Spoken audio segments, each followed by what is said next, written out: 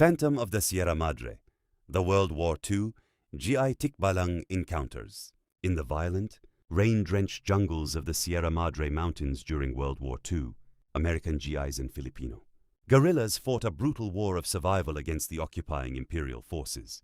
The mud, the malaria, and the constant threat of ambush made the campaign a living hell. But according to forgotten military journals and dusty after-action reports, the jungle hid a threat far more terrifying than any enemy platoon. Deep in the mountain passes of Luzon, foreign soldiers reported being stalked by a massive, tall humanoid that sprinted on two legs and possessed a deeply unnatural, elongated frame, while the American soldiers wrote home about phantom jungle monsters, or giant apes, their local guerrilla. Scouts knew the horrifying truth. They were stepping into the hunting grounds of the Tikbalang. I'm an expat living out in the provinces, and you're watching Mysteries of the Philippines. When we think of World War II in the Pacific, we think of conventional battles, artillery fire, and historical military strategies. Yet, if you dive deep into the private diaries, letters home, and unofficial logs of the soldiers, who spent months cut off from supply lines in the rugged interior of Luzon, a parallel history begins to emerge. To an American soldier entirely, unfamiliar with the dense fauna and deep folklore of Southeast Asia, the thick jungle was already an intense psychological nightmare. Every sound was magnified by the mountain echoes, and every shadow seemed to move just outside the reach of the campfire.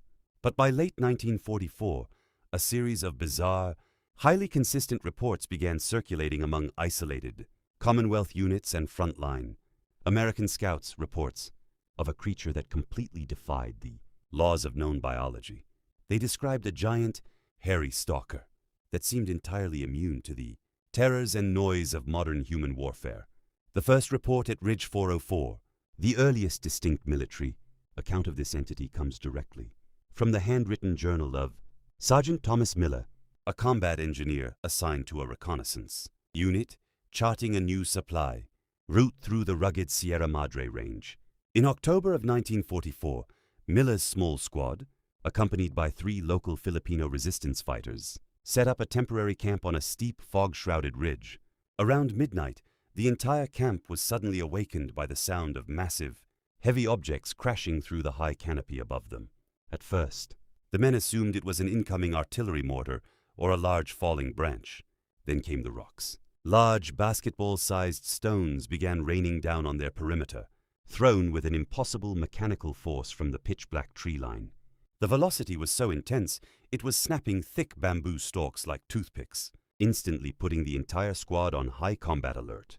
The flash in the tree line, desperate to identify the source of the attack, Sergeant Miller fired a high-intensity military flare gun directly into the dark brush. As the brilliant white light illuminated the canopy, it revealed a silhouette that made the veteran soldier's blood run cold.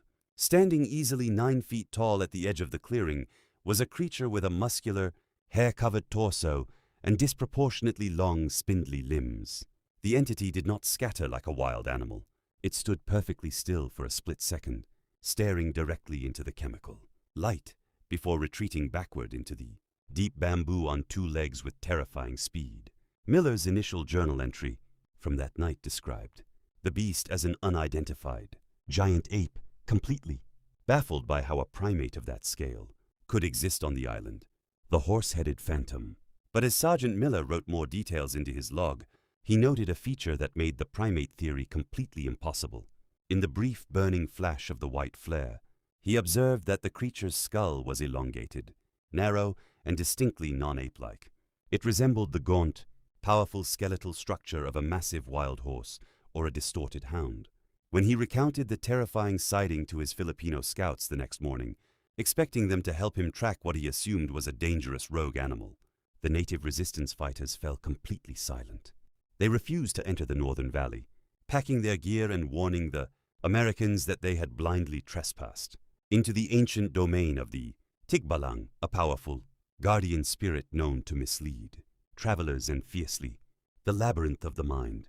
As November arrived, bringing relentless monsoon rains that turned the mountain trails into rivers of thick mud, the encounters grew stranger and far more psychological.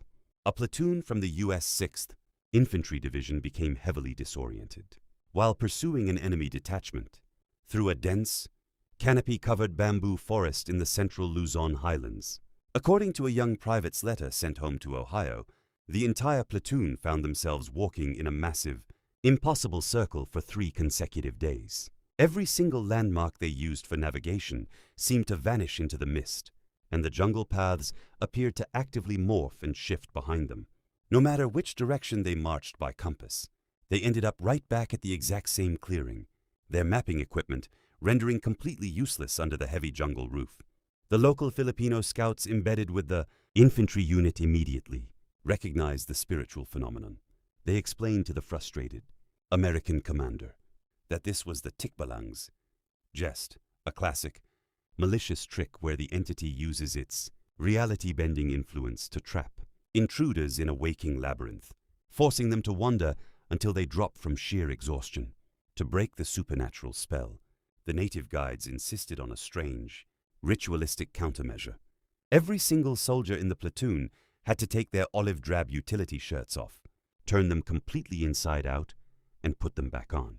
The American commander initially laughed at the tribal superstition, but out of absolute desperation and exhaustion, he ordered his men to comply. Within 20 minutes of turning their uniforms inside out, the oppressive fog lifted, and the platoon instantly located the main highway trail. The midnight patrol ambush, the most violent and physical encounter recorded during the campaign, took place along a narrow, rocky riverbed deep in the mountain interior, where an Allied midnight patrol was tracking enemy movements. The night was dead silent, save for the rushing water, when a sudden, terrifying sound echoed through the canyon walls.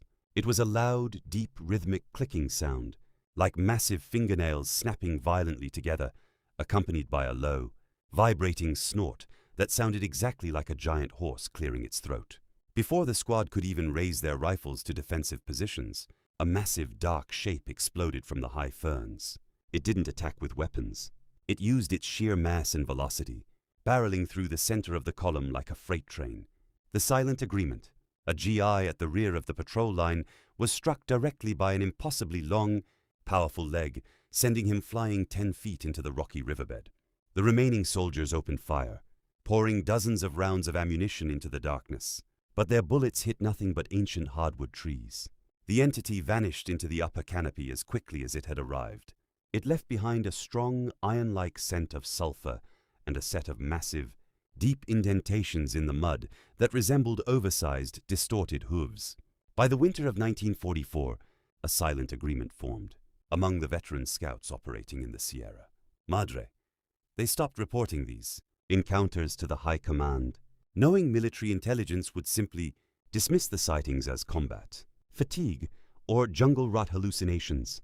The ancient land controls the war, the history books will tell you that World War II in the Philippines was won entirely through modern bravery, military strategy, and massive logistical power.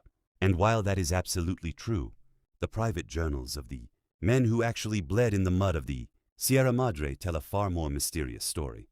It stands as a reminder that no matter how advanced our technology is, or how powerful our armies believe themselves to be, we are merely temporary visitors when we step into the ancient, untamed spaces of the world. The Tikbalang didn't care about global politics, foreign empires, or lines on a map. It simply protected its mountains from the intrusion of modern violence. I still look up at the dark, mist-covered peaks from time to time. The mountains are peaceful now, but deep beneath that green canopy, the ancient shadows are still walking their endless race.